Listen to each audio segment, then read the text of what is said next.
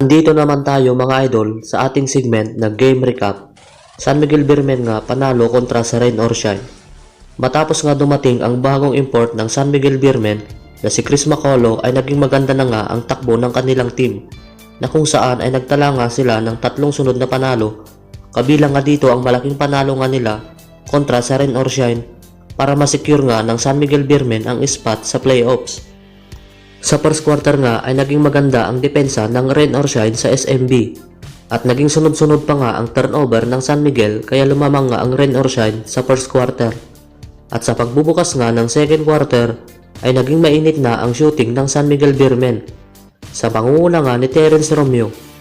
Nang malapit na ngang matapos ang second quarter ay natawagan pa nga si Chris Macolo ng technical foul matapos masiko nga sa mukha si Amabere. Nagtapos nga ang second quarter sa score na 44-47 na in favor nga ang San Miguel Beermen.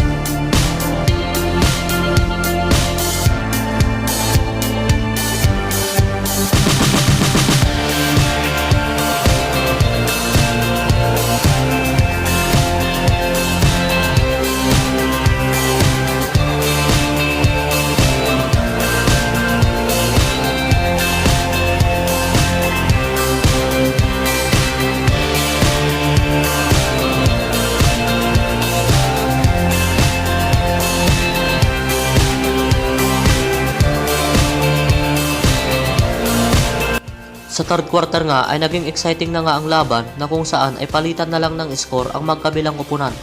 At sa fourth quarter nga ay naging maganda na nga ang scoring at depensa ni Junmar Fajardo at ni Chris Macolo.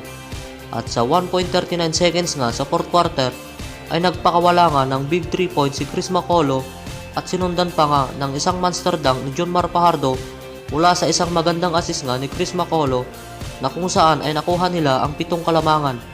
Pero agad nga binawi at nagpakawala ng isang big 3 points ang rookie na si Mocon upang maidikit nga ang score. At sa last play nga ng Rain or Shine ay nagmintis nga si Bo Belga sa isang 3-point shot winning attempt na may 0.5 seconds ang natitira sa oras. Ang tira na sana yon ang magpapanalo nga sa Rain or Shine. At nakuha nga ng San Miguel ang 2 kalamangan sa score na 87-89 para manalo.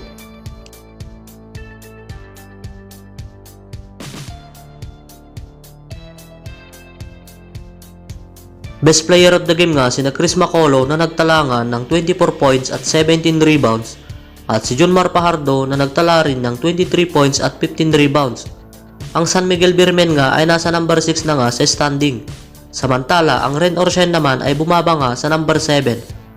At susunod nga na makakalaban nga ng San Miguel Beermen ay ang kupunan ng Meralco Bolts. Bago natin tapusin ang video na ito ay shoutout pala kay Nathan Somanyon at ang isang SNB fan sa si Junmar Fajardo.